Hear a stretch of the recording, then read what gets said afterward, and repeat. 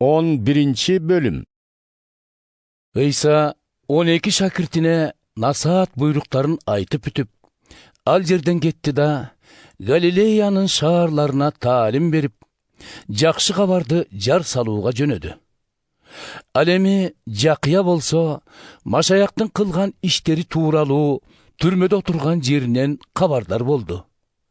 Ошондо ал шакирттерин Ыйсага жиберип: Келе турган куткаруучу сенсиңби? Же башканы күтүшүбүз керекпи? деп суратты.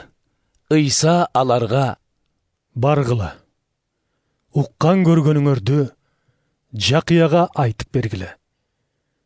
Сокурлардын көзү көрүп, буту шал болгондор басып, пес оорлуулар айыгып, дүлөйлөр угуп, өлгөндөр кайра тирилип, жакырларга жакшы кабар тарап жатат. Ушул кылгандарымды көрүп туруп, менин ким экенимен шек санабаган адам бактылуу деп жооп берди. Жакыя жиберген адамдар кеткенде, Ыйса элге Жакыя тууралуу мындай деди: Талаага эмнени көргөнү бардыңар эле? Шамал термелткен камыштыбы? Айткылачы. Деги эмнени көрөлү деп бардыңар эле? Кооз кийимчен адамдыбы? Кооз кийимчендер ал жакта эмес.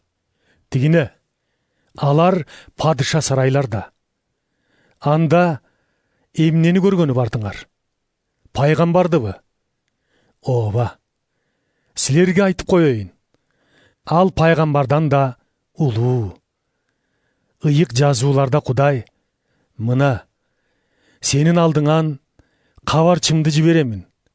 Ал сенден мурда барып, басар жолуңду даярдайт деп ушул адам жөнүндө айткан. Силерге бир чындыкты айтып коеюн. Эниден туулгандардын бири да Жакыя чөмүлдүрүүчүдөн улуу эмес. Бирок асман падышачылыгында эң кичине деп эсептелген киши да андан улуу.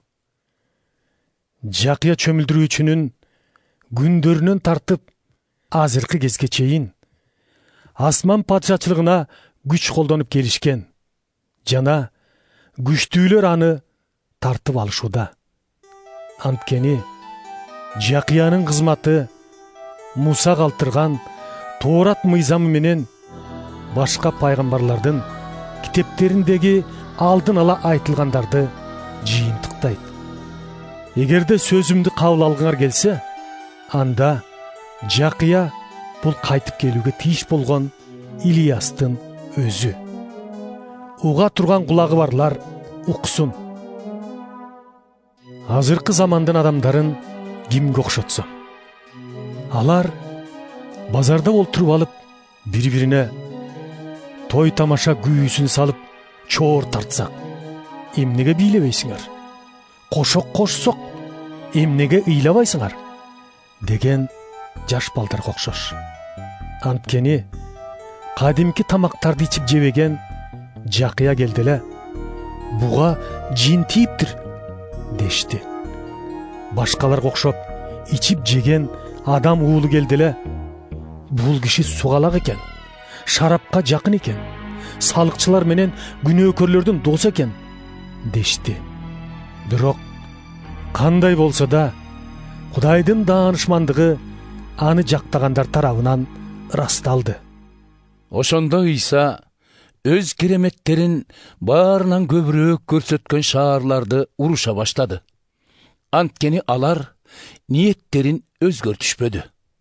Эй шордуу Коразин, эй шордуу Бейтсайда, эгер силерде жасалган укмуштар Тир менен Сидондо жасалган болсо, алар эбак эле катуу кайгырып, кенептен кийим кийип, гүлгө олтуруп, ниеттерин өзгөртүшмөк.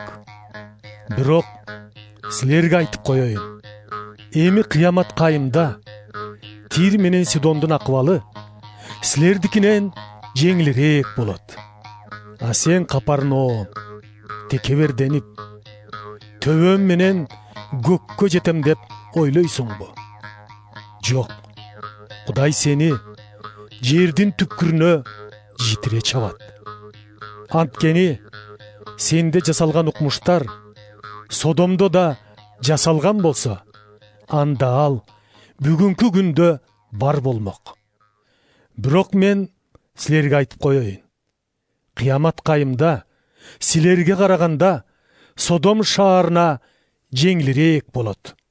Ошол убакта Ийса мындай деди: О ата, асман менен жердин ээси, сени мактап даңазалайм.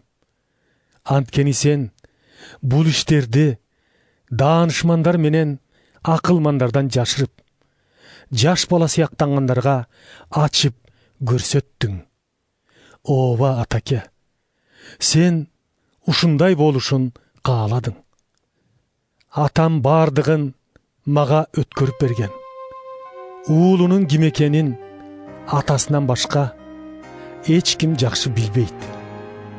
Атасын ким экенин да уулунан жана уулу ачып көрсөткүсү келгендерден башка эч ким жакшы билбейт.